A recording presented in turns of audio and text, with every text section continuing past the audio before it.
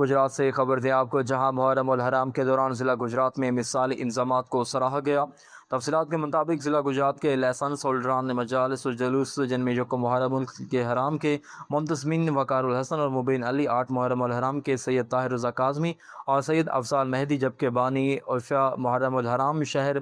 گجرات ممبر core committee Gujarat اور Gujranwala division سید الطاف عباس کاظمی شامل ہیں، نے محرم الحرام کے دوران کیے گئے بہترین انتظامات پر ضلع انتظامیہ اور متعلقہ اداروں کو خراج تحسین پیش کیا۔ لائسنس ہولڈران اور منتظمین نے وزیر اعلیٰ پنجاب مریم نواز شریف کی ہدایت پر عمل درآمد کرتے ہوئے ڈپٹی کمشنر گجرات نور العین، ڈی پی او رانا اختر فاروق اور اے ڈی سی جی قرۃ العین، اسسٹنٹ کمشنر عبدالقدیر زرکون اور میونسپل کارپوریشن اور ضلع کونسل کے چیف آفیسر کی کارکردگی کو سراہا۔